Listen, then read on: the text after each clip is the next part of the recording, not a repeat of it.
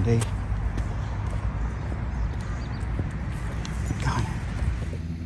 So here we are back in the park for some more pondering.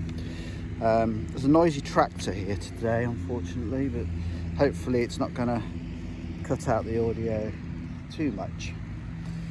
We've got Wendy with us as usual. There she is.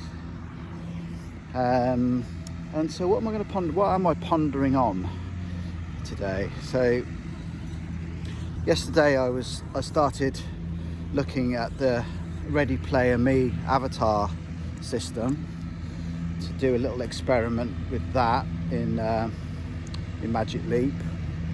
So I'm going to be starting that today, as well as doing some client work. Of course, client work takes precedence. Wendy, stop chewing the lead. There you go. So Ready Player Me is a service, an avatar service, I guess, where they provide customized avatars with, you know, exceptional rigging, facial rigging as well, I think. I'm not too sure. I've seen some examples where there's facial rigging, so there must be. But then those games can be integrated, those avatars can be integrated into your app, your games, whatever it is. So I don't have a problem with the avatars. I think they're amazing. The only issue I have is that I'm a small, fat, middle-aged man. So if I wanted to create an avatar that looks like me, I'd be in trouble because there isn't really anything out there. And I think that's a bit of a gap in the market, actually. Avatars for the older gent and lady that are actually, you know, more accurate. This way, Wendy. Oh, Wendy's all tied up now. Wendy, you got yourself in a knot. Move your foot.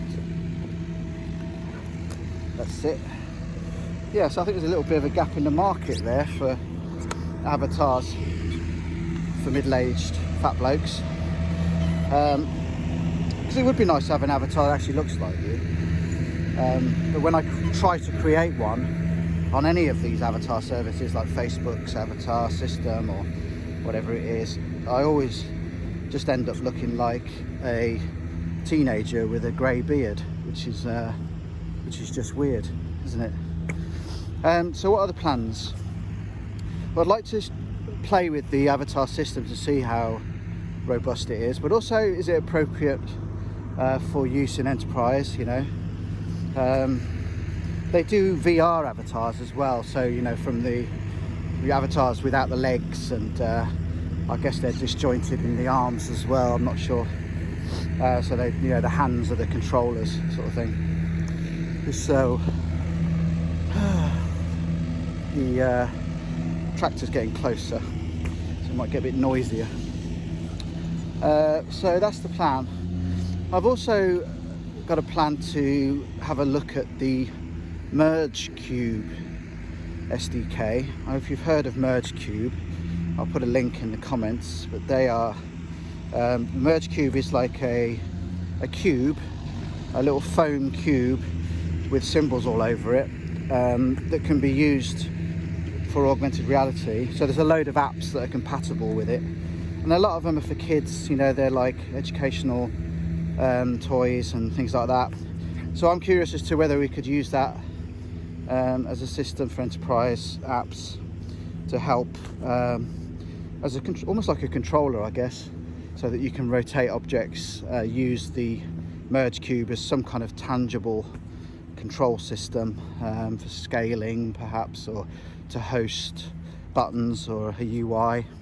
I think that'd be quite handy because you've got the controller as well with Magic Leap, and I think if you had something else that would be a companion to that, I think that'd be quite useful, especially for people that don't really play video games and are new to these kinds of experiences, you know, like an MD of a company that you're trying to impress, and you need to, or a student, you know, you have to make the learning process as easy as possible for students. You don't want the process of using the tool to be complicated. You know, you don't want to have to learn the tool to do the learning, you know.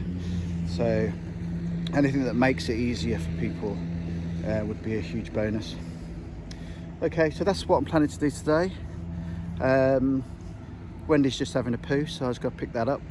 And thank you for listening. Bye bye. Where's your ball? Oh, there she goes. The zoomies are on.